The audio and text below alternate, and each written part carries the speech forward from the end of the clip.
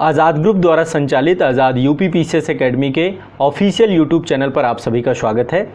ये बृहद मंच उत्तर प्रदेश लोक सेवा आयोग द्वारा आयोजित की जाने वाली यूपी पीसीएस अपर एग्ज़ाम, साथ ही समीक्षाधिकारी, सहायक समीक्षाधिकारी, आरओ एग्ज़ाम, साथ ही आयोग द्वारा आयोजित की जाने वाली अन्य सभी परीक्षाओं, साथ ही उत्तर प्रदेश राज्य की सभी प्रतियोगी परीक्षाएं, चाहे यूपी SSC की हों, यूपीएसआई की हों, अन्य सभी परीक्षाओं की तैयारी करने वाले अभ्यर्थियों के लिए एक समर्पित मंच है। आप हमारे साथ इस प्लेटफॉर्म से जुड़ करके व्यापक तैयारी कर सकते हैं और अपनी परीक्षा के संपूर्ण पाठ्यक्रम को कंप्लीट कर सकते हैं। चैनल की प्लेलिस्ट में आपको उत्तर प्रदेश राज्य विशेष, समान अध्ययन के विभिन्न विषय, साथ ही करंट अफेयर्स की व्यापक क्लासेस सभी आपको प्लेलिस्ट में मिलेंगी। साथ ही प्रतिदिन के स्तर पे यहाँ पर आपकी क्लासेस आयोजित कराई जा रही हैं, रेगुलर आपकी क्लासेस हो रही हैं। साथ ही आप सभी हमारे साथ आज़ाद यूपी पीसीएस एकेडमी के ऑफिशियल टेलीग्राम चैनल पर जुड़ सकते हैं। आप लोग टेलीग्राम में जाके सर्च करिए, साथ ही वीडियो के डिस्क्रिप्शन में भी आपको टेलीग्राम चैनल की लिंक मिल जाएगी। इसके अलावा आप सभी अभ्यर्थियों की व्यापक तैयारी के लिए आप सभी को एक संस्थान द्वारा निःशुल्क करंट अफेयर्स की मैगजीन उपलब्ध करवाई जा रही है, जो आपको आज़ाद यूपी पीसीएस एकेडमी के एप्लीकेशन में मिलेगी। इसकी लिंक आपको डिस्क्रिप्शन में मिल जाएगी या गूगल प्ले स्टोर में जाकर के आप सभी आज़ाद यूपी पीसीएस एकेडमी का एप्लीकेशन डाउनलोड कर लीजिए। वहाँ पर स्टडी मटेरियल का सेक्शन होगा, वहाँ पर निःशुल्क आपको पिछले सभी वर्षों की करंट अफेयर्स की मैगजीन हमारी मिल जाएगी। प्रति माह आपको ये मैगजीन मिलती रहेगी। तो आप सभी के लिए हमारे द्वारा किया गया यह प्रयास है। साथ ही एप्लीकेशन के माध्यम से आप हमसे कोई भी प्रश्न पूछ सकते हैं, आपका जो भी डाउट है वो सारी चीज़ें आपको मिल जाएंगी। तो एग्ज़ाम से जुड़ी हुई सभी नोटिफिकेशन, सारी चीज़ें आपको आपके संस्थान के एप्लीकेशन में मिल जाएंगी, साथ ही टेलीग्राम चैनल पर मिल जाएंगी और यूट्यूब के माध्यम से आप हमारे साथ व्यापक तैयारी प्रारंभ करिए। व्यापक स्तर पर तैयारी हमारे साथ रेगुलर शुरू करिए। चलिए आपकी क्लास प्रारंभ करते हैं। प्रतिदिन के स्तर पर यहाँ पर आपकी जो व्यापक क्लासेस हो रही हैं, सभी क्लासेस के साथ आप अवश्य जुड़िए, अपने नोट्स बनाइए। साथ ही उत्तर प्रदेश के सभी छात्रों के साथ ये मंच जरूर साझा करिए। सभी को इस मंच के माध्यम से जोड़िए। यदि आप पहली बार इस चैनल पे आए हैं तो इसको सब्सक्राइब करिए और बेल आइकन जरूर दबाइए। चलिए क्लास प्रारंभ करते हैं।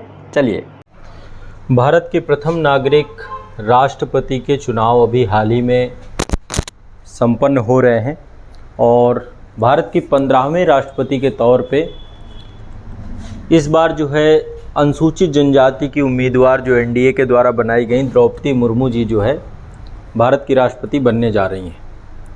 तो आज जो है आज के सेशन में करंट अफेयर्स के सेगमेंट पे हम समझने का प्रयास करेंगे कि राष्ट्रपति का पद कितना महत्वपूर्ण है और राष्ट्रपति के पद का चुनाव कैसे किया जाता है। इस पूरी प्रक्रिया, इस पूरे प्रोसेस को समझने का प्रयास करेंगे। साथ ही द्रौपदी मुर्मू जी के जीवन को हम लोग समझने का प्रयास करेंगे और इसके साथ ही भारत में अब तक बने 14 राष्ट्रपतियों के बारे में भी समझने का प्रयास करेंगे।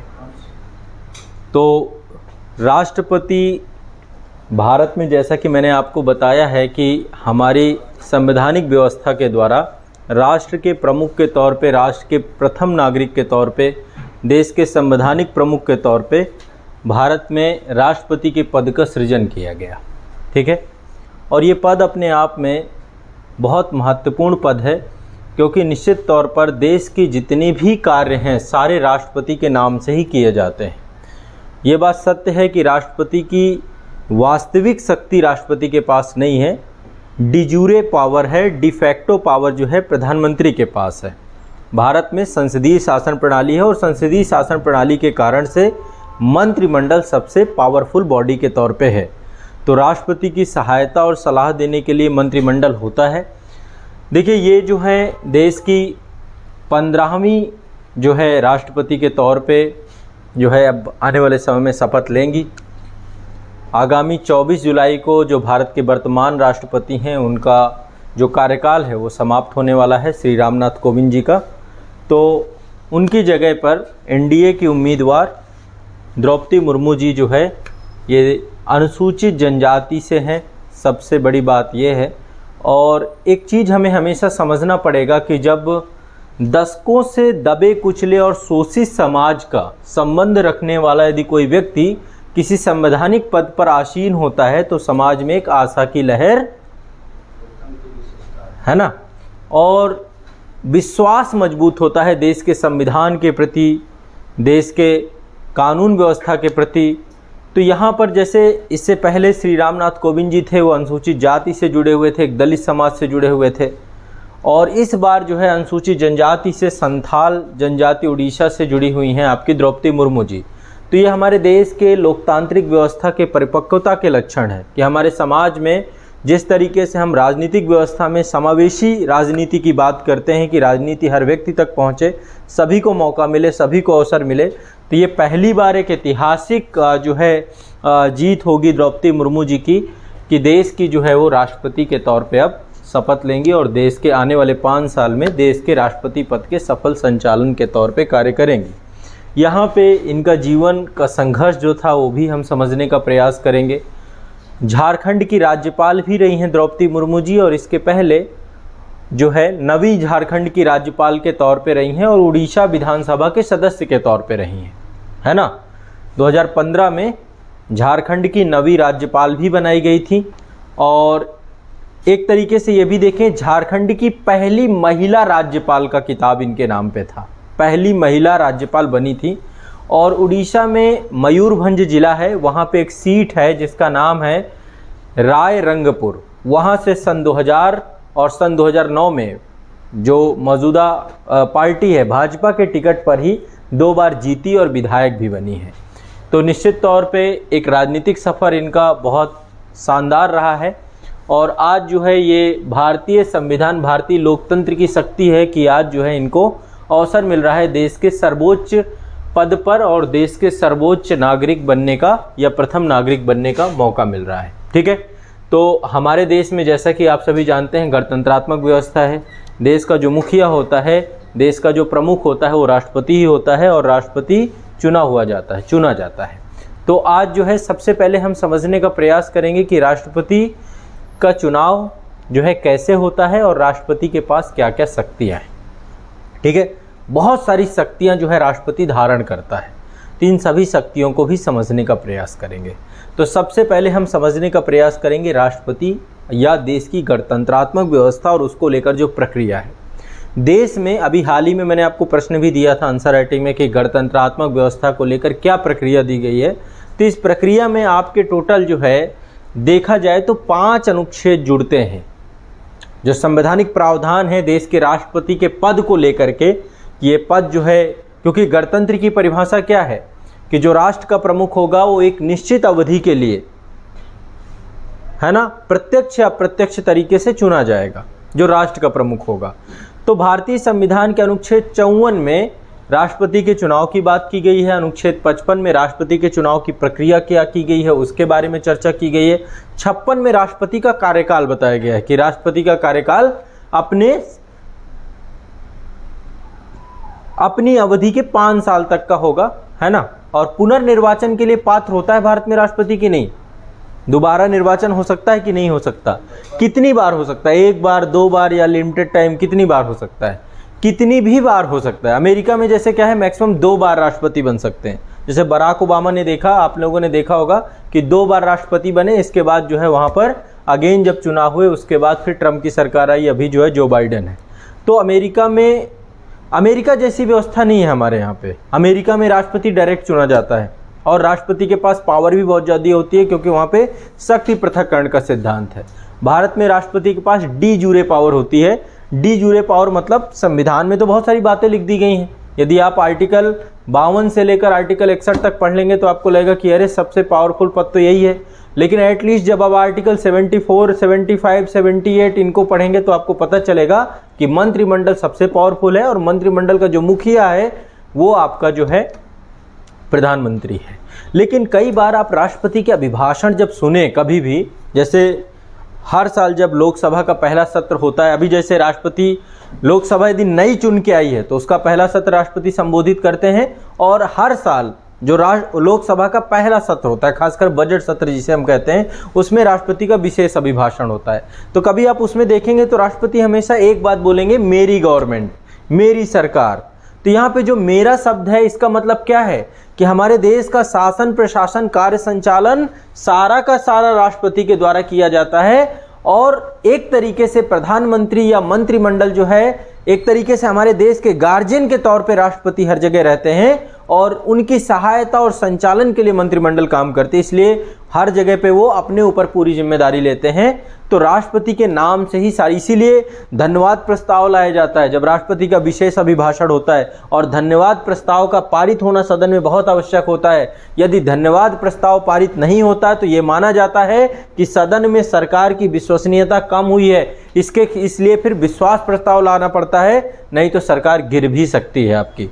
ठीक है, तो धन्यवाद प्रस्ताव हमेशा जब राष्ट्रपति का अभिभाषण होता है तो उसके बाद आता है। ठीक है, चलो अब राष्ट्रपति के चुनाव के बारे में थोड़ा सा चर्चा करते हैं। सबसे पहली बात, भारतीय राष्ट्रपति का चुनाव एक निर्वाचक मंडल प्रणाली के माध्यम से किया जाता है।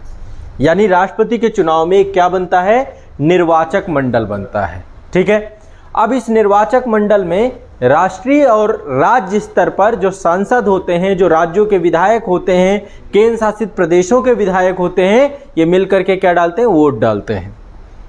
जनता के द्वारा प्रत्यक्ष तरीके से राष्ट्रपति को ना चुन करके अपने प्रतिनिधियों के द्वारा या जनता द्वारा चुने गए प्रतिनिधियों के द्वारा, यहाँ पे चुने हुए प्रतिनिधि शब्द में प्रयोग कर रहा हूं, मनोनीत प्रतिनिधि कोई भी राष्ट्रपति के वोट नहीं डाल सकता है। तो राष्ट्रीय और राज्य स्तर पर संसदों द्वारा वोट डाले जाते हैं, विधायकों द्वारा वोट डाले जाते हैं, और इस चुनाव का आयोजन कराता है भारतीय चुनाव आयोग, इलेक्शन कमीशन ऑफ इंडिया, उसी के निर्देशन में चुनाव होते हैं।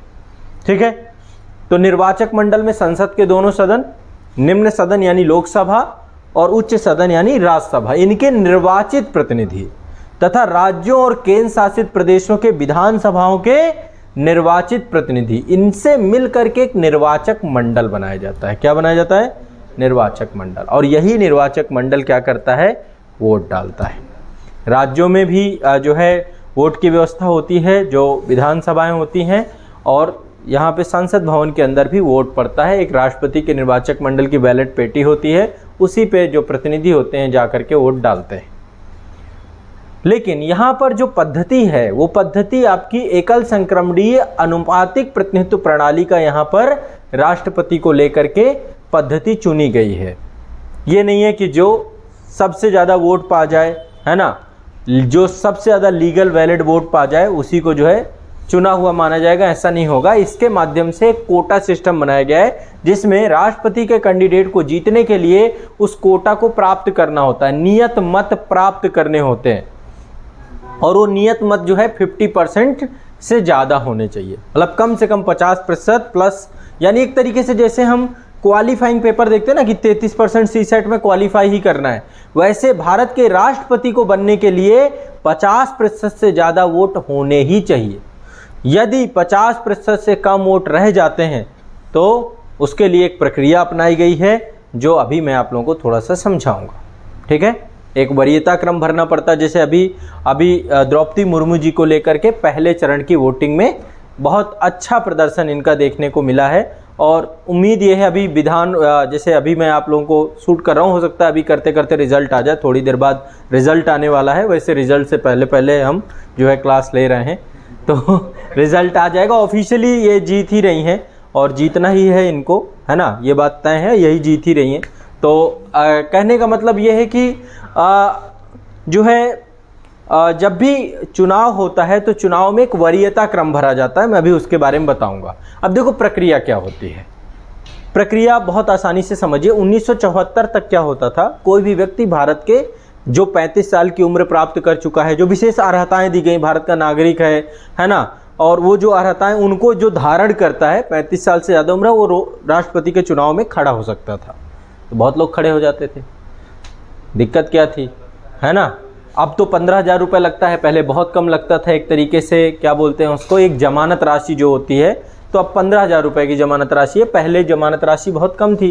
तो सभी लोग, बहुत लोग खड़े हो जाते थे, नॉन सिंसियर लोग भी खड़े हो जाते थे, राष्ट्रपति का चुनाव लड़ रहे हैं। तो निर्वाचन आयोग के द्वारा क्या किया गया, एक नियम लागू किया गया कि अब 1974 के बाद जो भी भारत के राष्ट्रपति का चुनाव लड़ेगा उसको 50 प्रस्तावक चाहिए होंगे और 50 अनुमोदक चाहिए होंगे, चाहे वो केंद्र के हों चाहे राज्य के हों। कोई समस्या? प्रस्तावक अनुमोदन, जो प्रस्ताव करें और जो अनुमोदन कर दें। प्रस्तावक अलग है, अनुमोदक अलग है।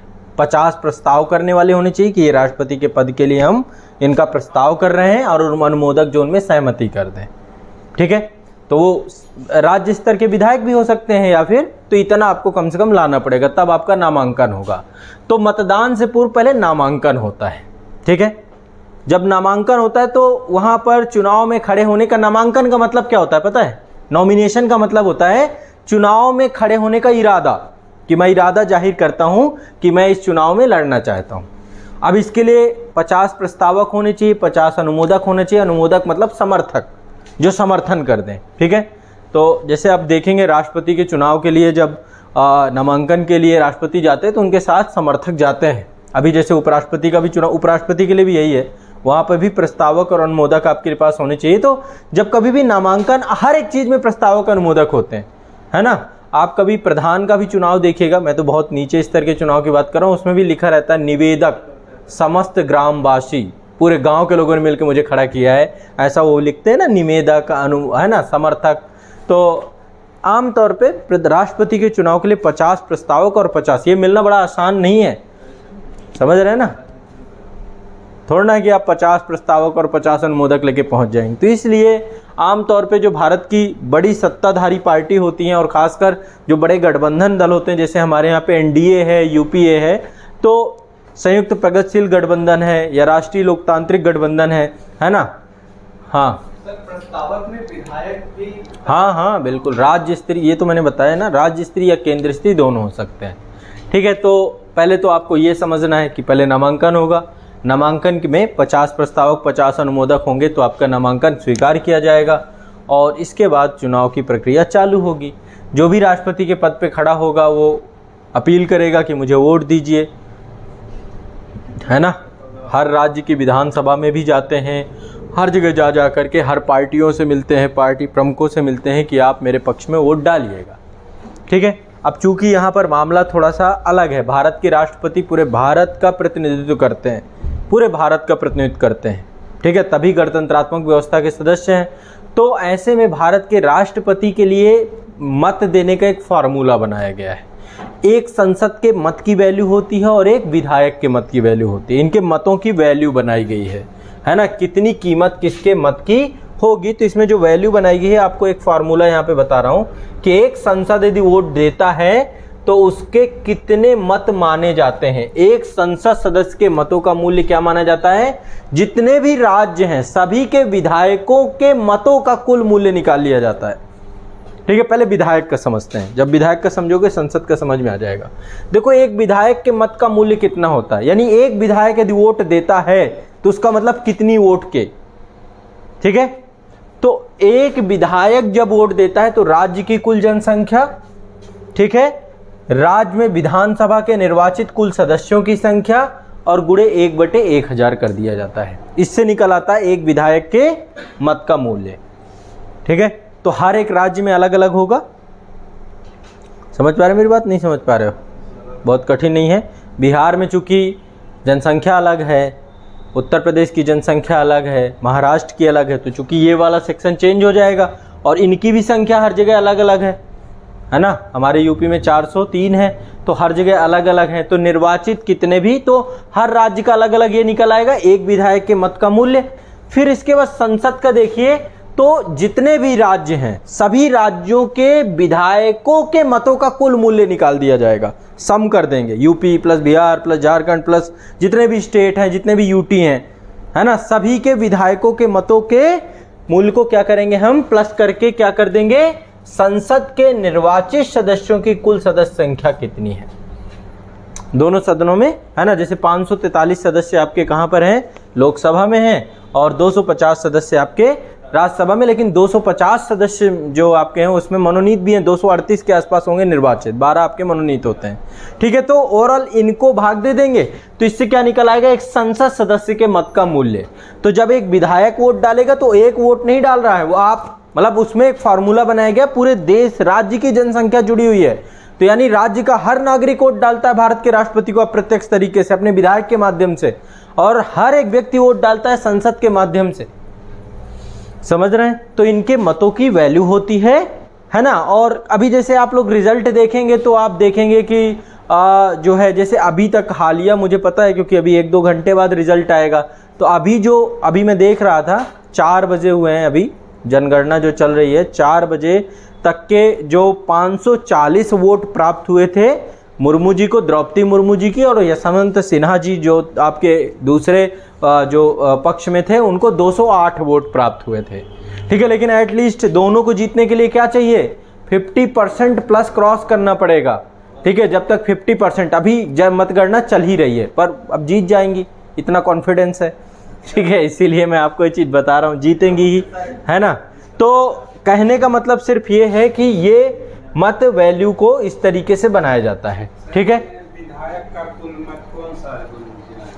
विधायक का ये है ना, ये विधायक का ही तो है, राज्य की कुल जनसंख्या बटे राज्य के विधायक विधानसभा के सदस्यों से। विधायक का आएगा उन सभी को जोड़ के ऊपर वाले। हाँ, वो तो आपका संसद वाला अलग है। संसद वाले में सभी राज्यों के विधायकों को जोड़ लेंगे, सबका प्लस करके सम करके फिर भाग दे देंगे निर्वाचित सांसदों से। इसमें क्या दिक्कत है?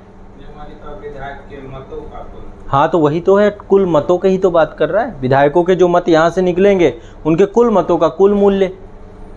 ठीक है, तो ये आपका एक फार्मूला है संसद के एक मत का मूल्य और विधायक के एक मत के मूल्य का, कि एक मत क्या होगा। ठीक है, तो एक मतों के वैल्यू को लेकर के भी सिस्टम बनाया गया है। ठीक, अब चलिए एक एक करके हम समझते जाएंगे। तो सबसे पहली बात ये आपको समझना है। अब एक चीज़ और ध्यान रखिएगा, मतदाता कौन हो गए इसमें? जो निर्वाचक मंडल में है। आप तो मतदाता होंगे नहीं, और कोई एक मतदाता यदि है तो एक से अधिक उम्मीदवार का ना तो नामांकन कर सकता, प्रस्ताव कर सकता, ना तो समर्थन कर सकता, वो एक ही को करेगा। ये नहीं कि हम तो यशवंत सिन्हा जी को भी कर रहे हैं, हम द्रौपदी मुर्मू जी को भी कर रहे हैं, ऐसा नहीं हो सकता। एक ही का करेगा, या तो उनका कर रहा है या तो उनका कर रहा है। हाँ, ठीक है। तो प्रत्येक सांसद या विधायक द्वारा डाले गए वोट की गणना एक वोट के रूप में नहीं की जाती है, बल्कि उसके मतों की वैल्यू इस तरीके से निकाल ली जाती है। पहले तो ये स्पष्ट होना चाहिए। ठीक है, कोई दिक्कत वाली बात है नहीं। समझते हैं? समझ रहे हैं, नहीं समझ रहे हैं? ठीक है, बहुत सिंपल सा मैटर है, इसमें कोई दिक्कत वाली बात नहीं है। इसके बाद देखिए, जो विधायकों का मत है, आपको पता है जनगणना अलग अलग निर्भर करती है, जनगणना हर राज्यों की अलग अलग है। जनगणना को लेकर के जो मैंने आपको ये पढ़ाया है कि जो बेस ईयर बनाया गया है, 84वां संविधान संशोधन करके जो आधार वर्ष बनाया गया है, वो 2001 की जनगणना के अनुसार बनाया गया है। 2026 में इसमें बदलाव किया जाएगा, पर 2001 की जनगणना के अनुसार जो है, जो राज्यों की जनगणना उस पर आधारित किया जाएगा। 2026 में इसमें बदलाव आ जाएगा। ठीक है, और सेंट्रल के लिए 1971 की जनगणना रहती है, उसी को आधार वर्ष बनाया जाता है। तो आधार वर्ष अलग अलग है, ये पॉलिटी में मैंने आपको आराम से समझाया है। ठीक है, क्या समस्या है? क्या हुआ आपको? बड़ी हंसी आ रही है अवधेश जी।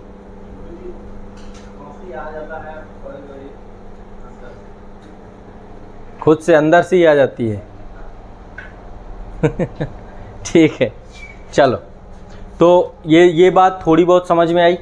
ठीक है, कि क्या होना चाहिए, जीत के लिए क्या होना चाहिए, कुल मतों का 50% प्लस 1 मत होना चाहिए। इतना आपको समझ में 2 चीज़ें आ जानी चाहिए। अब चलिए थोड़ा सा एक बार लिस्ट देख लेते हैं अभी तक के राष्ट्रपतियों को लेकर के। अभी तक जितने भी राष्ट्रपति हुए हैं उनको लेकर के एक लिस्ट यहाँ पर क्रम से देख लेते हैं। देखिए, डॉक्टर राजेंद्र प्रसाद जी जो थे, तो डॉक्टर राजेंद्र प्रसाद जो थे वो 2 बार राष्ट्रपति बने हैं, 2 चुनाव में जुड़े हुए थे। तो यहाँ पर देखेंगे ये जो चुनाव हो रहा है ये 16वीं बार हो रहा है, लेकिन राष्ट्रपति जो चुने जा रहे हैं वो 15वें नंबर के हैं। इसमें बड़ा कन्फ्यूजन होता है। मैं ये चीज़ क्लियर करने के लिए लिस्ट आप लोगों को दिखा रहा हूँ। चुनाव 16वीं बार क्यों? क्योंकि यहाँ पे क्या है, 2 बार, इसको 2 बार काउंट करेंगे। राजेंद्र प्रसाद भारत के एकमात्र राष्ट्रपति हैं जो सबसे लंबी अवधि के लिए राष्ट्रपति बने। ठीक है, पहले संविधान सभा के अध्यक्ष रहे और इसके बाद सर्वसम्मति से संविधान सभा के द्वारा ही इनको चुन लिया गया 24 जनवरी, इसके बाद 26 जनवरी से ये भारत के राष्ट्रपति बन गए। 26 जनवरी 1950 से भारत गणतंत्र हुआ, संविधान लागू हुआ और भारत के राष्ट्रपति सर्वसम्मति से चुने गए। लेकिन इसके बाद तुरंत चुनाव हुआ 1952 में जीत गए, फिर इसके बाद 5 साल बाद 57 में चुनाव हुआ, फिर जीत गए। तो पहले सर्वसम्मति से, फिर 52 में जीते, फिर 62 में जीते, सबसे ज़्यादा मतों से जीते। ठीक है, तो कई बार बहुत कन्फ्यूजन बच्चों को होता है कि यार ये 12 साल कैसे रह गए, तो 12 साल के पीछे का तर्क ये है। ठीक है, इसके बाद डॉक्टर सर्वपल्ली राधाकृष्णन, ये उपराष्ट्रपति थे उस समय, ये बने भारत के राष्ट्रपति 62 से लेकर 67 तक। इसके बाद डॉक्टर जाकिर हुसैन 13 मई 1967 से लेकर 3 मई 1969 तक ये बने भारत के राष्ट्रपति। लेकिन भारत के पहले राष्ट्रपति हैं जिनकी मृत्यु हो जाती है। ठीक है, ठीक है, इनकी मृत्यु हो जाती है अपने कार्यकाल के दौरान। इसके बाद देखो एक्टिंग प्रेसिडेंट आते हैं, बीबी गिरी साहब एक्टिंग प्रेसिडेंट आते हैं। और जैसे ही मतलब एक्टिंग प्रेसिडेंट जब होते हैं तो आपको पता है कि सिर्फ और सिर्फ 6 मंथ के लिए हो सकते हैं, उसके अंदर अंदर चुनाव कराना पड़ेगा। ठीक है, और ये उस समय एक्टिंग प्रेसिडेंट किस बिहाफ पे आते हैं, क्योंकि ये वाइस प्रेसिडेंट होते हैं इंडिया के। लेकिन इनको लगा कि मुझे चुनाव लड़ना है, मतलब मुझे भी राष्ट्रपति का मैं चुनाव ही लड़ लेता हूँ, एक्टिंग में कितना बात बनेगी। तो ये चुनाव लड़ने चले गए, तभी सुप्रीम कोर्ट के जो न्यायाधीश हैं मोहम्मद हिदायतुल्लाह जी, ये एक्टिंग प्रेसिडेंट बन जाते हैं। जब राष्ट्रपति का पद खाली हो, उपराष्ट्रपति का पद खाली हो, तो उस पद पे कौन आ जाएगा? सुप्रीम कोर्ट के न्यायाधीश। यदि सुप्रीम कोर्ट के न्यायाधीश जो मुख्य न्यायाधीश हैं, यदि उनका पद भी खाली है तो कौन आ जाएगा? सुप्रीम कोर्ट के वरिष्ठतम न्यायाधीश, जो सबसे वरिष्ठतम होंगे। क्या हुआ, कंफ्यूजन है इसमें? नहीं, उसके बाद शायद हाई कोर्ट जाते हैं। नहीं भाई, किसने कह दिया? ऐसे नहीं करते। कहाँ से पढ़ते हैं आप लोग? कम से कम मेरे इतने सारे इंटायर वीडियो, मास्टर वीडियो सब कुछ बना के दे दिया आप लोगों को, कम से कम देख भी लिया करिए, ऐसा मत किया करिए। ठीक है ना? अरे नहीं भाई, वहाँ बात ही नहीं करनी है। सुप्रीम कोर्ट के वरिष्ठतम न्यायाधीश। ठीक है, यदि सुप्रीम कोर्ट के मुख्य न्यायाधीश नहीं होंगे तो वरिष्ठतम न्यायाधीश होंगे, उसके बाद वरिष्ठता के आधार पे बनते रहेंगे। यदि ऐसा वैसे बड़ा रेयर है, बट फिर भी जानकारी के लिए आपको यही समझना है। ठीक है, इसके बाद आपके हिदायतुल्लाह जी भी एक्टिंग थे, फिर बीबी गिरी जी राष्ट्रपति का चुनाव जीत जाते हैं और जीतने के बाद ये फुल टाइम प्रेसिडेंट बनते हैं 69 से लेकर 74 तक। इसके बाद फ़खरुद्दीन अली अहमद आते हैं 74 से लेकर 77 तक। इसके बाद देखिए इनकी भी मृत्यु हो जाती है पद पे रहते हुए। 2 राष्ट्रपति हैं हमारे, पहले हैं जाकिर हुसैन साहब, दूसरे हैं फ़खरुद्दीन अली अहमद साहब। इन्हीं के टाइम पीरियड पे देश में इमरजेंसी लगी थी, आपातकाल लगा था आंतरिक आधार पे। ठीक है, इंदिरा गांधी की सरकार थी, तो ये आपको ध्यान रखना है। इसके बाद इनकी भी मृत्यु हो जाती है। फिर आपके बीडी जत्ती आते हैं। ठीक है, बीडी जत्ती आपके वसप्पा दनप्पा जत्ती। ठीक है, बीडी जत्ती साहब भारत के एक्टिंग प्रेसिडेंट बनते हैं। इसके बाद चुनाव होता है, नीलम संजीव रेड्डी निर्विरोध चुने जाते हैं 1977 में। मोरारजी देसाई की सरकार होती है, 5 साल तक रहते हैं। फिर इसके बाद ज्ञानी जैल सिंह आते हैं। इस समय इंदिरा गांधी की हत्या हो जाती है और ये भारत के पहले राष्ट्रपति जिन्होंने पॉकेट वीटो का इस्तेमाल किया। तो 25 जुलाई 1982 से लेकर 25 जुलाई 1987 तक भारत के राष्ट्रपति रहते हैं। इसके बाद रामास्वामी वेंकटरमन 25 जुलाई से लेकर के 25 जुलाई 1992 तक ये रहते हैं। इसके बाद शंकर दयाल शर्मा आते हैं 1992 से लेकर 97 तक, लगातार 5 साल। इसके बाद के आर नारायण भारत के पहले दलित राष्ट्रपति के तौर पे रहते हैं 97 से लेकर 2002 तक। फिर एपीजे अब्दुल कलाम आते हैं 2002 से लेकर 2007 तक। इसके बाद प्रतिभा देवी पाटिल आती हैं, भारत की पहली महिला प्रेसिडेंट 2007 से लेकर 2012 तक। इसके बाद प्रणब मुखर्जी आते हैं और 2012 से लेकर 2017 तक। फिर श्री रामनाथ कोविंद जी आते हैं 2017 से लेकर के 2022 तक। 24 जुलाई तक अभी पदस्थ हैं। 24 जुलाई के बाद जैसे ही शपथ ग्रहण होगा जो है द्रौपदी मुर्मू जी का, तो भारत की ये कौन सी बन जाएंगी, किस नंबर की? 15वीं नंबर की। याद क्या रखना है, व्यक्ति के आधार पे 15वीं नंबर की। और जो भारत के राष्ट्रपति का चुनाव हो रहा है ये 16वां चुनाव है। ठीक है, पर्सन 15वां है, चुनाव 16वां है, क्योंकि राजेंद्र प्रसाद जी 2 बार बन गए थे। सर एक ही कार्यकाल में रिटायर होता है? नहीं, ऐसा 5 साल बाद फिर से चुनाव लड़ लें। कितने बनने कहाँ कहाँ रहते हैं आप? सबसे पहले डॉक्टर राजेंद्र प्रसाद जी कितने रहे, बाकी तो फिर अब एक ऐसे थोड़ा ना सब एक पर्टिकुलर एज में बनते हैं और फिर दोबारा फिर से उनको प्रस्ताव किया जाता है, नहीं किया जाता है। राजनीतिक पार्टियों से जुड़ाव भी इस चीज़ का होता है, ठीक है, तो ये आपको ध्यान रखना है, ठीक है। भारत के पहले मुस्लिम राष्ट्रपति कौन थे? डॉक्टर जाकिर हुसैन। भारत के पहले सिख राष्ट्रपति कौन थे? ज्ञानी जैल सिंह। भारत के पहले दलित राष्ट्रपति या एससी राष्ट्रपति कौन थे? KR नारायण। और जो अभी मौजूदा राष्ट्रपति रामनाथ कोविंद जी हैं, अभी दलित राष्ट्रपति हैं। तो भारत के संविधान की एक खूबी है ना, ब्राह्मण राष्ट्रपति भी हैं। हर एक पद जो मतलब जाति आधारित जो एक देखा जाता है, और जैसे अनुसूचित जनजाति से जुड़ी हुई हैं तो इसलिए बहुत महत्वपूर्ण हो जाता है, ठीक है। तो ये आपको ध्यान में रखना। देश की आज़ादी के 57 साल बाद भारत को पहली महिला राष्ट्रपति मिली थी, प्रतिभा देवी सिंह पाटिल, ठीक है। और आज जो है ये दूसरी बार हो रहा है कि देश की एक महिला प्लस ST, ठीक है, दोनों चीज़ें हैं, तो इसको समझना होगा, ठीक है। तो चुनाव 5 साल बाद होता है। सैलरी लगभग 5 लाख के आसपास होती है, टैक्स वैक्स भी कटता है। Life time medical service, housing, Rashtrapati Bhavan मिलता है इतना भव्य, है ना।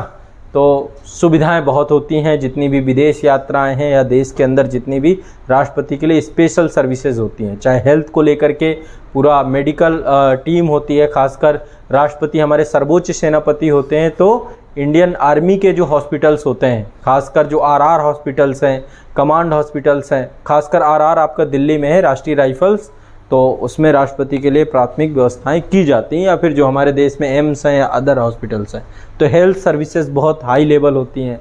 जब भारत के राष्ट्रपति जाते हैं उनके लिए एक अलग से जो है ट्रेन की व्यवस्था होती है, अलग ही बोगी चलती है पूरी पूरी। तो वो बहुत सारी सुविधाओं की बात तो चूँकि प्रथम नागरिक हैं तो होगी ही होगी, चलो अलग बात है वो।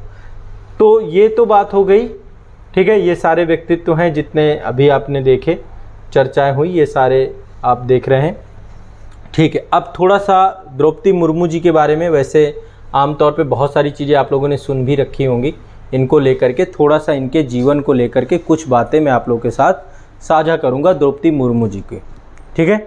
देखिए, द्रौपदी मुर्मू जी का जन्म जो है आपका 20 जून 1958 को हुआ था, ठीक है।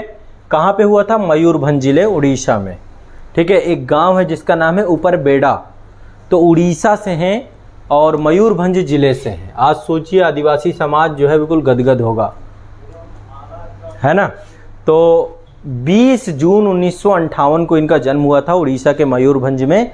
गांव का नाम था, जिला मयूरभंज था, गांव का नाम था उपरबेड़ा। ये संथाल आदिवासी परिवार से जुड़ी हुई हैं, ठीक है। आदिवासी में संथाल आदिवासी से जुड़ी हुई हैं। इनका जो विवाह हुआ था उनका नाम था श्याम चरण मुर्मू, उनसे इनका विवाह हुआ था। और इसके बाद जो है 4 बच्चे थे, 4 बच्चे में 3 बच्चों की लगातार मृत्यु हो जाती है। लगातार क्या, 1984 में इनकी बेटी है उसकी मृत्यु हो जाती है, 2009 में एक बेटा ख़त्म हो जाता है, 2013 में एक बेटा ख़त्म हो जाता है, 2014 में पति की भी मृत्यु हो जाती है। तो आप ये समझ सकते हैं कि अपने आप में बहुत एक संघर्षमय जीवन होता है। जब परिवार के लोग जो है आपके सामने जो है जाने लगते हैं तो स्थिति बहुत बुरी हो जाती है ऐसे में, ठीक है। तो लगातार जो है अभी सिर्फ एक बेटी है इनकी, ठीक है, और बेटी का नाम है इतिश्री, है ना, इतिश्री एक बेटी है। तो अब राष्ट्रपति भवन बड़ा है, ठीक है। और देखो यही सौभाग्य की बात होती है, जीवन में कब क्या बदल जाए किसी को नहीं पता होता है, ठीक है। और जिस तरीके से इनका एक संघर्ष भरा जीवन रहा, इसके बाद ये राज्यपाल के पद तक पहुंची। राज्यपाल के पद के बाद जिस तरीके से लगातार इलेक्शन लड़ना और जीतना भारत में, ये दिखाता है कि आप एक ऐसे व्यक्ति हैं, कर्मठ व्यक्ति हैं जो कि काम करते हैं। तो ये इनकी लाइफ के बारे में बेसिक थोड़ी बहुत जानकारी मैंने आपको बताई कि भारत का राष्ट्रपति जो बन रहा है वो अपने आप में बहुत ही योग्य व्यक्ति है, ठीक है। थोड़ा सा आप लोग देखते रहिएगा, जैसे ही चुनाव का रिजल्ट आए वैसे ही, ठीक है। मैं औपचारिक तौर पे, वैसे जीत तो यही रही हैं, ऐसे थोड़ा ना मैं पूरा इतिहास पढ़ा रहा हूँ आप लोगों को, पर यह होता है कि औपचारिक तौर पे एक बार औपचारिकता, देखो मुद्दा यही है, जब कल के दिन एग्ज़ाम होगा ना, हाँ, ब्रेकिंग न्यूज़ में क्या चल रहा है,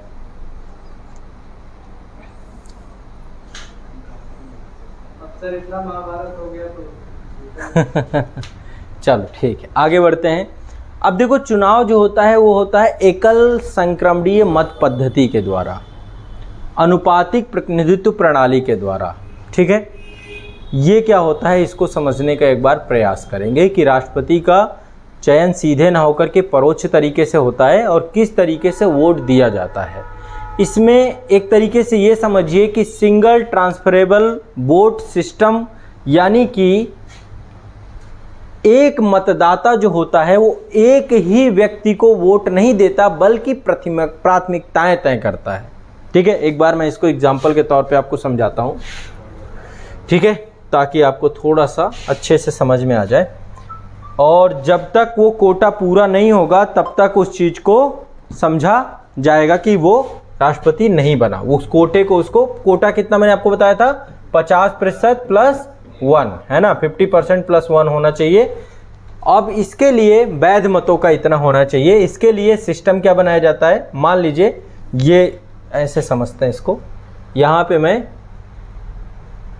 ये मान लीजिए आपके बैलेट पेपर हैं और इसमें मान लीजिए 3 लोग खड़े हैं, 4 लोग खड़े हैं, ऐसे A B C D मतलब 4 लोग खड़े हैं। ठीक है, ऐसे कर देते हैं, इन चारों में 4 पर्सन खड़े हैं राष्ट्रपति के चुनाव में।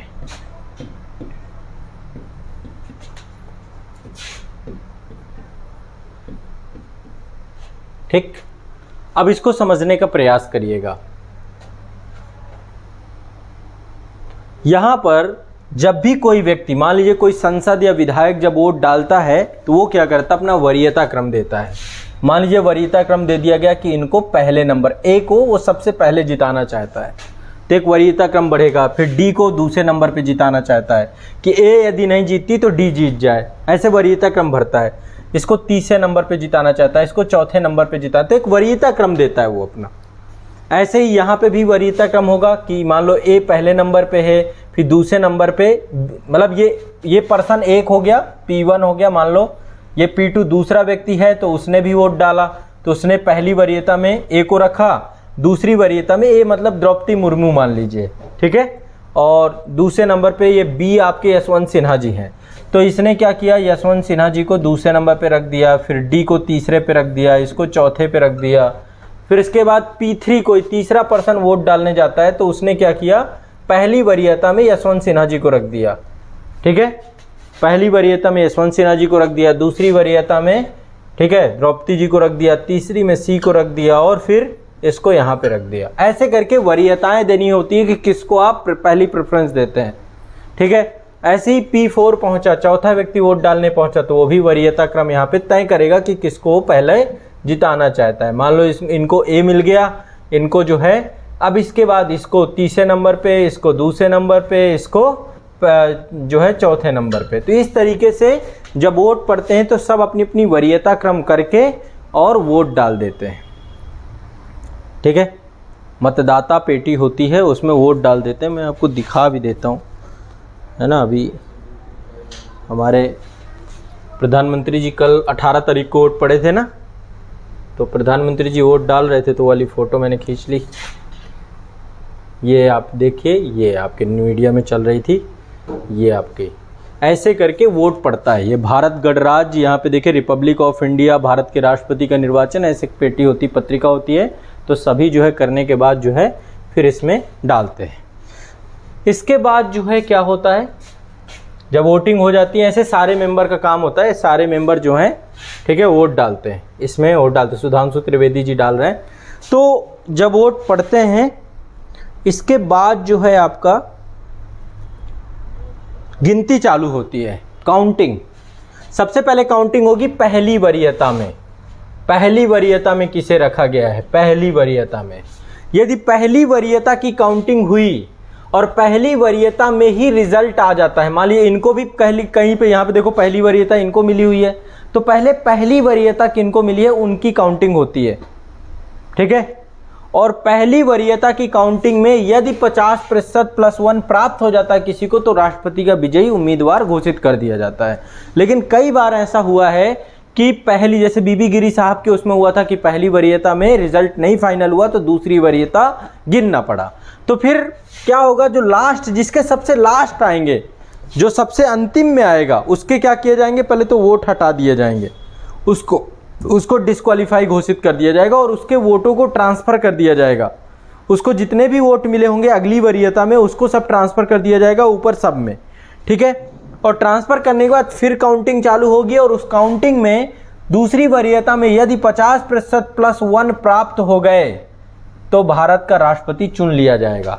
मान लो इसके बाद भी यदि नहीं प्राप्त हो पाते 50% + 1, जो कि बड़ा रेयर होता है, बट फिर भी मान लेते हैं, तो फिर इसके बाद जो सबसे लास्ट में उसको डिस्क्वालीफाई घोषित कर दिया जाएगा और उसके सारे मतों को ट्रांसफ़र कर दिया जाएगा। और इसके बाद अगेन फिर काउंटिंग होगी, तीसरी वरीयता की काउंटिंग होगी और उसमें जिसको मत प्राप्त होंगे। तो इस तरीके से एक पूरा का पूरा प्रोसेस होता है। जब तक नियत मतों का कोटा नहीं प्राप्त हो जाता कोई भी भारत का राष्ट्रपति नहीं बन पाता है। बताइए कोई दिक्कत है इसको समझने में? सिंपल सा है, ठीक है। तो ये भारत के राष्ट्रपतियों की लिस्ट है। अब वर्तमान राष्ट्रपति आपकी जो है द्रौपदी मुर्मू जी जो है बनने जा रही हैं। ट्रांसफ़र वाला जिसके सबसे लास्ट में है, मान लीजिए डी सबसे लास्ट में आया, तो अगली वरीयता की जब दूसरी वरीयता की काउंटिंग होगी तो उसके कुछ वोट होंगे, उन वोटों को सब में ट्रांसफ़र कर दिया जाएगा बराबर बराबर, ऊपर के जितने भी होंगे, और ट्रांसफ़र करके अगेन काउंटिंग होगी। पहली वरीयता में नहीं कोई ना कोई लास्ट होगा, पहली वरीयता में कोई तो लास्ट निकलेगा, तो अगली वरीयता में उसकी काउंटिंग नहीं होगी, उसको डिस्क्वालीफाई करके उसके वोटों को सब में ट्रांसफ़र करके फिर आपका काउंटिंग चालू होगी दूसरी वरीयता की। पहली वरीयता की काउंटिंग हुई, 50% का कोटा नहीं प्राप्त हो पाया, तो हम किस में चले जाएंगे? दूसरी वरीयता की काउंटिंग में जाएंगे। तो पहली वरीयता में जो अंतिम आएगा, सबसे लास्ट में आएगा, तो उसके वोट को हम क्या करेंगे? पहले तो उसको डिस्क्वालीफाई घोषित कर दिया जाएगा और उसके वोटों को अगली जब दूसरी वरीयता की काउंटिंग होगी तो सब में क्या किया जाएगा? ट्रांसफ़र कर दिया जाएगा। उसको जितने भी वोट दूसरी वरीयता में प्राप्त होंगे सबको वो बराबर बराबर ट्रांसफ़र कर दिए जाएंगे और ट्रांसफ़र करने के बाद फिर काउंटिंग चालू की जाएगी। दिक्कत क्या है इसमें? बहुत सिंपल सा मामला है। इसमें क्या नहीं समझ में आ रहा? क्या नहीं आ रहा? मैं लास्ट में वही तो पूछ रहा हूँ। सिंपल सा मामला है, पहली वरीयता में कोई तो अंतिम होगा, जब दूसरी वरीयता की काउंटिंग होगी तो अंतिम वाले व्यक्ति को हटा करके की जाएगी काउंटिंग, उसे नहीं रखा जाएगा। इसमें क्या समझ नहीं आ रहा? इतना समझ में आ रहा है? हटा दिया जाएगा। अब उसके जितने भी वोट मिले हैं दूसरी वरीयता में, उसको कुछ तो वोट मिले होंगे, उन वोटों का क्या होगा? उनको ट्रांसफ़र कर दिया जाएगा सब में, फिर काउंटिंग होगी। अरे तो 2 हैं तो कोई तो 50% 1 नहीं पा जाएगा फिर? समझदार आदमी, तब तो 50% 1 कोई ना कोई पाएगा ही। दोनों को 50 आ गया तो ऐसे नहीं होता बेटा, ऐसे कैसे मान ले? ऐसे नहीं, मतलब आप लोग अतार्किक प्रश्नों से बचिए। कैसे हो जाएगा? दोनों को कैसे हो जाएगा? जब दूसरी वरीयता की काउंटिंग में आप जा रहे हो तो फिर जो सबसे लास्ट वाला है उसके वोट तो ट्रांसफ़र किए जा रहे हैं ना। अभी सर 2 ही खड़े हैं, दोनों को अभी 2 ही खड़े हैं, ऐसे पॉसिबल ही नहीं है, नहीं हो सकता है।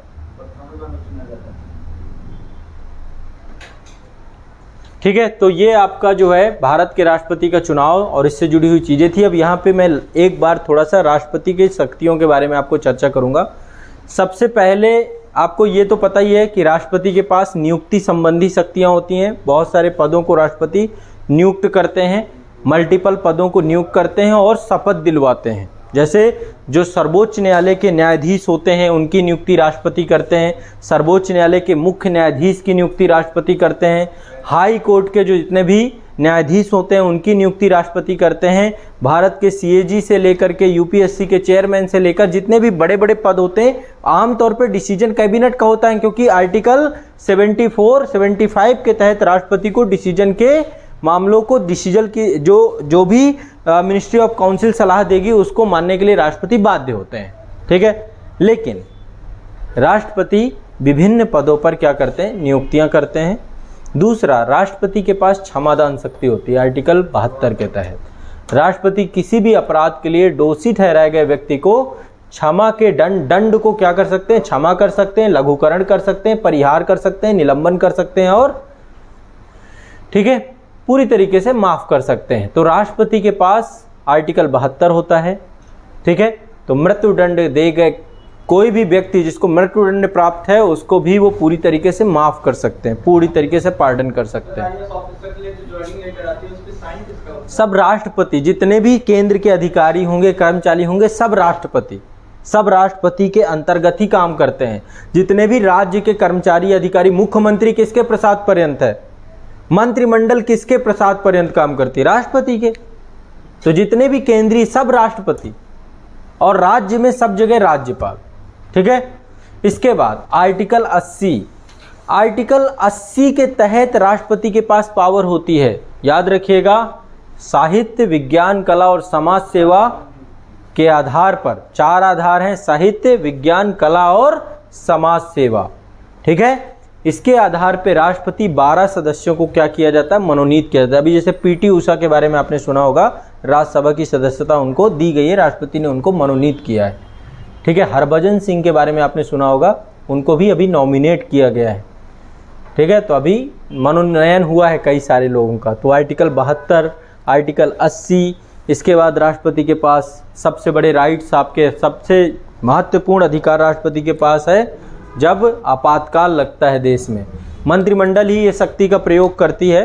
तो आर्टिकल 352 के तहत राष्ट्रपति 3 आधारों पे, या तो युद्ध, भारत किसी दूसरे देश से युद्धरत हो जाए, या कोई दूसरा देश भारत में बाह्य हमला कर दे, या देश के अंदर आंतरिक सशस्त्र विद्रोह हो जाए, तो भारत आर्टिकल 352 के तहत राष्ट्रीय आपातकाल की घोषणा कर सकते हैं। आर्टिकल 356 के तहत राष्ट्रपति क्या कर सकते हैं, हाँ, जो सीसीआई है सर, अभी जो उन्होंने यहाँ पे फैसला दिया था, वो भी तो मनोनीत हुआ, वो किस आधार पे मनोनीत हुए सर?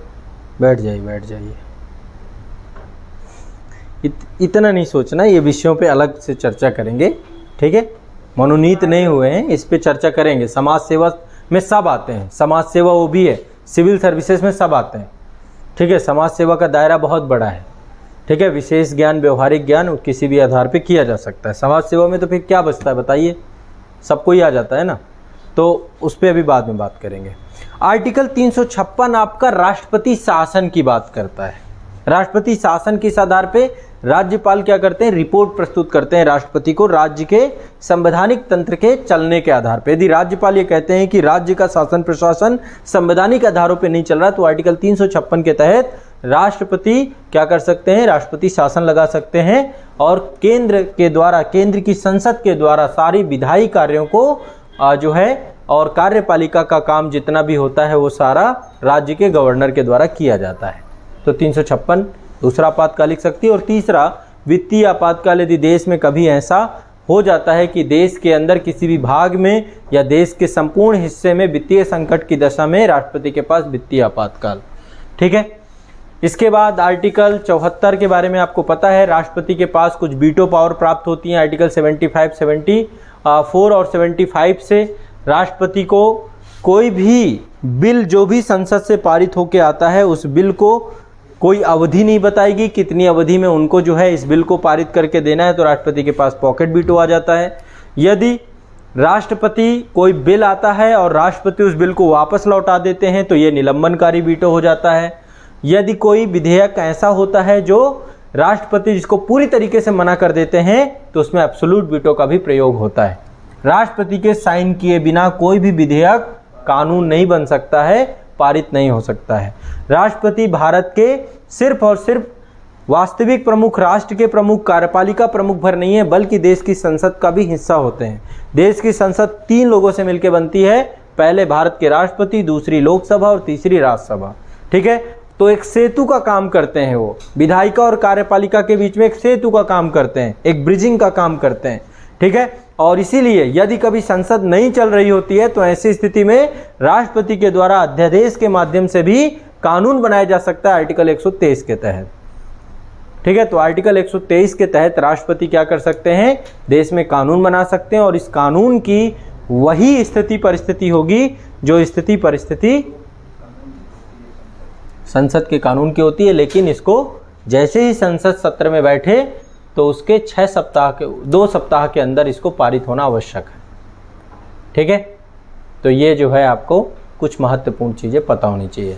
राष्ट्रपति प्रधानमंत्री की भी नियुक्ति करता है और प्रधानमंत्री राष्ट्रपति के प्रसाद पर्यंत होते हैं। तो ये राष्ट्रपति से जुड़ी हुई कोई चीज़ है। ठीक है, और सबसे बड़ी बात ये है कि अभी जो हाल फिलहाल में आपने देखा कि जिस तरीके से पिछले राष्ट्रपति हमारे थे और अभी वर्तमान राष्ट्रपति थे, चूँकि देखो ये पद बहुत बड़ा है, बहुत जिम्मेदारी वाला पद है। और कभी आपने देखा हो कि जो यशवंत सिन्हा थे, जो इस बार विपक्ष के जो है कैंडिडेट थे, उन्होंने एक बात कही रबर स्टैम्प को लेकर के कि राष्ट्रपति की वास्तविक स्थिति क्या है, कि ये राष्ट्रपति रबर स्टैम्प राष्ट्रपति बन के रह जाएंगे। या कई बार जो है रामनाथ कोविंद जी को लेकर के यही बात कही गई। देखिए, इस पद पर पहुंचने के बाद वो किसी पार्टी विशेष का सदस्य नहीं रह जाता है। जब भी कोई व्यक्ति इस पद पे पहुंचता है तो पार्टी विशेष से उसका नाता टूट जाता है। और दूसरा, उसको राष्ट्रीय हितों को सर्वोपरि रखना होता है। और निश्चित सी बात है कि हमारे संविधान में चूंकि डी फैक्टो पावर आपकी केंद्रीय मंत्रिपरिषद के पास है, तो ऐसे में राष्ट्रपति जो है जिस पद पे बैठा हुआ उस पद पे वो संवैधानिक दायित्वों का पालन करता है। और जब उसे लगता है कहीं पर कि बहुत महत्वपूर्ण विषय है तो उन विषयों को भी वो चिंताजनक तरीके से उठाता है। लेकिन आमतौर पे मंत्रिमंडल के द्वारा किए गए निर्णय ही राष्ट्रपति को मानना पड़ता है, राष्ट्रपति उसके लिए बाध्य होता है। तो आमतौर पे देखें तो जब टोटली वास्तविक शक्ति मंत्रिमंडल पे सृजित कर दी गई है तो ऐसे में राष्ट्रपति एक रबर स्टैंप होंगे, ऐसा कहा जाना अपने आप में गलत भी है। क्योंकि राष्ट्रपति कई विशेष मौकों पे विशेषाधिकार का भी प्रयोग करते हैं, खासकर जब सरकार का विश्वास खत्म हो जाता है, सरकार एक काम चलाऊ सरकार के रूप में आ जाती है, जब देश में आपातकाल लग जाता है, ऐसी विभिन्न परिस्थितियों में राष्ट्रपति के पास विशेष शक्तियां आ जाती हैं, विशेषाधिकार आ जाते हैं। और खासकर अपनी वीटो पावर का प्रयोग करते समय राष्ट्रपति एक रबर स्टैंप पे ना होकर के बल्कि एक डी फैक्टो पावर भी प्रयोग करता है कई मामलों में। तो ये कहना अपने आप में गलत होगा और इसको इस रूप में देखना भी गलत होगा। ठीक है, तो आज जो ये बहुत महत्वपूर्ण दिन है भारत के संविधान के प्रति, जो संविधान निर्माताओं ने देश के संविधान को बनाया, तो निश्चित तौर पे इसमें कोई शक नहीं है कि समाज के पिछड़े वर्ग, समाज के सबसे निचले पायदान में खड़े हुए लोगों का सामाजिक उत्थान होना चाहिए, समाज में बराबरी का सम्मान मिलना चाहिए, सभी लोगों का सामाजिक आर्थिक विकास होना चाहिए। राजनीति, धर्म, जाति, भाषा, संप्रदाय ये महत्वपूर्ण नहीं है, बल्कि देश के हर हिस्से में प्रतिनिधित्व यदि मिलना प्रारंभ हो जाए तो भारतीय राज्य व्यवस्था में संसद को जो पावर है, संसद में जिस तरीके से हर तरीके के प्रतिनिधि पहुंचते हैं, वैसे ही इस पद पर पहली बार अनुसूचित जनजाति से जुड़े हुए लोगों का पहुंचना अपने आप में एक बड़े गर्व की बात है। तो भारतीय गणराज्य में एक तरीके से ये मान के चलिए कि सभी नागरिकों को समानता का अधिकार दिया गया है, चाहे वो किसी भी वर्ग से हो, किसी भी धर्म से हो। तो हमारा संविधान जाति, भाषा, धर्म, वर्ग इनके आधार के भेदभाव को स्वीकार नहीं करता है। इसलिए महामहिम जैसे प्रतिष्ठित पद पर जो भी व्यक्ति इस पे आसीन होगा वो भारत के संपूर्ण संविधान के संरक्षण की शपथ लेता है और संविधान के आधार पर देश को चलाता है। ठीक है, तो ये आपका जो है भारत के राष्ट्रपति जो वर्तमान में चुने जाएंगे उनसे जुड़ी हुई कुछ महत्वपूर्ण बातें थी। बाकी देखो डिटेल में मैंने लगभग राष्ट्रपति कितनी क्लासेस में पढ़ाया होगा, लगभग राष्ट्रपति को पढ़ाने में मुझे 10, 12, 15 क्लासेस तो लगी ही हैं, जिसमें एक एक चीज़ बहुत बड़ा विषय है ये, जिसमें राष्ट्रपति के एक पहलू को समझाना होता है। तो डिटेल में आप लोग ऑनलाइन बैच में ही पढ़ेंगे इस विषय को जब आप पॉलिटी पढ़ेंगे। अभी के लिए सिर्फ इतनी जानकारी मैं आप लोगों को उपलब्ध कराऊंगा। ठीक है, तो ये आपका करंट से जुड़ा हुआ भी टॉपिक है। आपको एक तो ये पता होनी चाहिए, ये लिस्ट आपके रटी होनी चाहिए, आपको जानकारी होनी चाहिए, कम से कम इतना तो पता ही होना चाहिए कि क्या लिस्टिंग रही। तो एक हायरार्की आप लोग जरूर तैयार करिएगा। जितने भी भारत के राष्ट्रपति आए हैं गिने चुने नाम है, तो इसलिए आपको इनको याद जरूर रखना है। ठीक है, और ये याद रखना है ये 15वें नंबर की राष्ट्रपति भारत की होंगी। ठीक, तो ये कुछ महत्वपूर्ण विषय थे। बाकी मेरे ख्याल से जो भी चीज़ें होंगी क्लास में हम लोग देखेंगे नेक्स्ट। ठीक है, चलिए।